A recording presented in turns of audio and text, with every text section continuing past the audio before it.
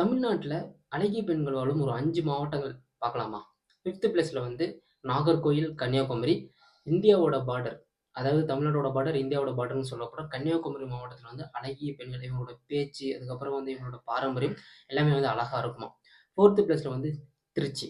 சொல்லப்போனா வந்து திருச்சி இப்ப தான் வந்து வளர்ந்துட்டு இருக்கான்னு கேட்டீங்கன்னா, முன்னயே வளர்ந்துருச்சுங்க. ஸோ ரொம்ப சூப்பரா வளர்ந்துட்டு வர மாவட்டத்தில வந்து நம்ம தமிழகத்தில திருச்சி ஒன் ஆஃப் த மாவட்டம். இங்க உள்ள பெண்களும் அழகா இருப்பாங்க.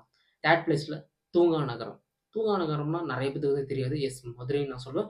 நம்ம மதுரை வந்து சினிமால வந்து நெறைய பேர் பார்த்து இந்த ரவுடிசம், அதுக்கப்புறம் வந்து இந்த வீரம், வெட்டுக்குத்து நம்ம பார்த்துருப்போம். பட் மதுரையில இருக்க பெண்கள் வந்து ரொம்ப ரொம்ப வந்து அழகாவும் இருப்பாங்க.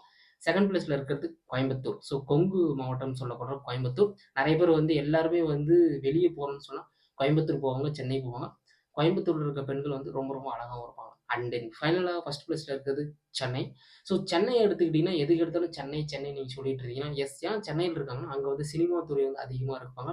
அண்ட் தென் வந்து மாடலிங் துறையில இருக்க பெண்கள் வந்து ரொம்ப ரொம்ப அதிகமா இருக்கிறதுனால தான் இந்த லிஸ்ட்ல வந்து சென்னை 1 பிளேஸ்ல இருக்கு. ஸோ இப்ப நான் வந்து இங்க அழகுன்னு குறிப்பிட்டது வந்து அவங்களோட உடல் அழகு, முக அழகுன்னு கிடையாது. அவங்க பேசுற விதம், அப்புறம் வந்து குரல் வளம், நாகரிகம், பண்பாடு, அதுக்கப்புறம் வந்து கலாச்சாரம் இது எல்லாத்தையும் வச்சு தான் வந்து இந்த 5 பிளேஸ வந்து குறிச்சிருக்காங்க. ஸோ